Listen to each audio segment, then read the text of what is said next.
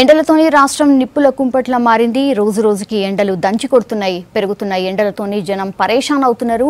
ఎండల తీవ్రతతోని ఉదయం పూటే బయట పనులు చూసుకుంటున్నారు. 10 గంటలు దాటిందంటే బయటకు పోవాలంటేనే భయపడిపోతున్నారు. ఛత్రీలు, నీళ్ల బాటిళ్లు పట్టుకుని బయటకు వెళ్తున్నారు. ఎండలకు తోడు వాయువ్య దిశ నుంచి వడగాల్పులు వీస్తుండటంతో జనం అల్లాడిపోతున్నారు.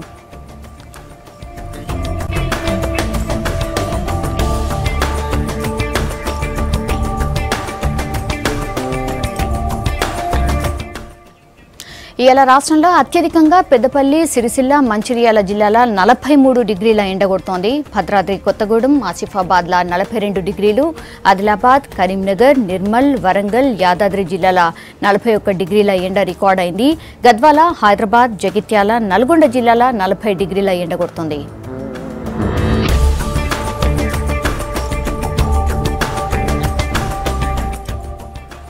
వడదెబ్బతో నిన్న ఒక్క రోజులని 50 మంది దాకా చనిపోయినట్టు తెలుస్తోంది. వరంగల్ రూరల్ జిల్లాల 14 మంది, నల్గొండ జిల్లాల 7, సూర్యాపేట జిల్లాల 5, భద్రాద్రి కొత్తగూడెం జిల్లాల 4, కరీంనగర్, మెదక్, జయశంకర్ భూపాలపల్లి జిల్లాల 3 లెక్క చనిపోయారు.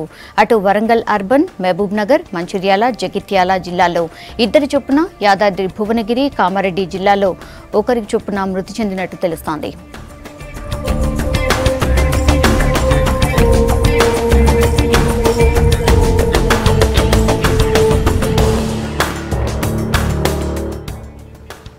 ఎండలు, వడగాల్పులతో జనం జాగ్రత్తగా ఉండాలంటున్నారు డాక్టర్లు. బయటకు పోయేటప్పుడు చిన్న చిన్న జాగ్రత్తలు తీసుకోవాలని చెప్తున్నారు. మరో 2-3 రోజుల దాకా ఎండల తీవ్రత ఇట్లనే ఉంటుందంటున్నారు వాతావరణ శాఖ అధికారులు.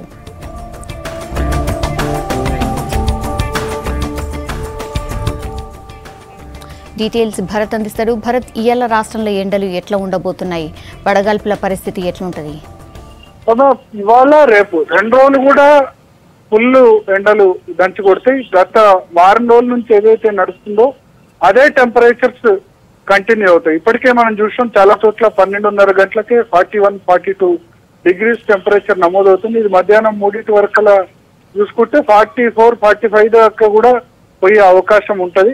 కారణం ఏంటంటే ఎక్కడ కూడా చుట్టుపక్కల రాష్ట్రాలన్నిటి నుంచి కూడా పొడిగాలు వీస్తున్నాయి. అటు ఒడిశా, ఛత్తీస్గఢ్, విదర్భ, మరాఠ్వాడ ఈ అన్ని ప్రాంతాల నుంచి కూడా పొడిగాళ్ళు వీస్తున్నాయి. కోస్తాంధ్రలో కూడా ఇదే పరిస్థితున్నది. కోస్తాంధ్రలో నిన్న విజయవాడ, గుంటూరులో కొద్దిగా వానలు పడ్డాయి.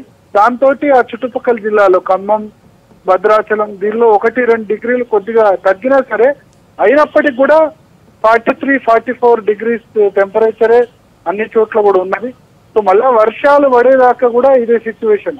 సో రేపటి వరకు కూడా ఈ విదర్భ, మరాఠ్వాడ, ఒడిశా ఇక్కడి నుంచి వీస్తున్న పొడి గాలుల కారణంగా మొత్తం డ్రై వెదరే ఉండే అవకాశం ఉంది. అయితే ఎల్లుండి నుంచి కొద్దిగా కోస్తాంధ్రలో వర్షాలు పడే అవకాశం ఉంది. ఒక అల్పపీడనం కోస్తాంధ్ర వైపుగా వచ్చే అవకాశం ఉంది అంటున్నారు. ఒకవేళ అది వస్తే గనక ఎల్లుండి తర్వాత కొద్దిగా ఎండలు తగ్గే అవకాశం ఉంటుంది. బట్ ఇవాళ రేపు అన్ని చోట్ల కూడా 44-45 డిగ్రీస్, ఎస్పెషల్లీ పెద్దపల్లి, మంచిర్యాల, ఆసిఫాబాద్, తర్వాత భూపాలపల్లి జిల్లా, ఆ తర్వాత ఇటువైపు చూసుకుంటే నల్గొండ, ఖమ్మం, భద్రాచలం ఈ అన్ని చోట్ల కూడా మళ్ళీ 43-44 డిగ్రీస్ టెంపరేచర్ నమోదు కావచ్చు. కొన్ని చోట్ల 45-46 డిగ్రీస్ వరకు కూడా వెళ్లే అవకాశం ఉంటుంది. హైదరాబాద్ లో కూడా 41-42 డిగ్రీస్ వరకు కూడా ఎండ నమోదయ్యే అవకాశం ఉంటుంది. సో ఎప్పుడైనా 42-43 డిగ్రీస్ దాచిందంటే అది ఖచ్చితంగా డేంజరస్ ఎండనే. పైగా వారం రోజుల నుంచి అట్లే హీట్ ఉంది కాబట్టి ఇంకింత ఎఫెక్ట్ చూపే అవకాశం ఉంటుంది. వడదెబ్బ కూడా కొట్టే అవకాశం ఉంటుంది. సాయంత్రం 5 వరకు కూడా ఎవరు బయటికి రాకుంటేనే మంచిది, అత్యవసర పని ఉంటే తప్ప అని డాక్టర్లు చెప్తారు. కాబట్టి అందరూ కూడా సాయంత్రం వరకు కూడా బయటికి రాకుంటేనే, అత్యవసర పని ఉంటే తప్ప బయటికి రాకుంటేనే మంచిది. రేపటి వరకు కూడా ఇదే సిచ్యువేషన్ కంటిన్యూ అవుతుంది. ఓకే భరత్.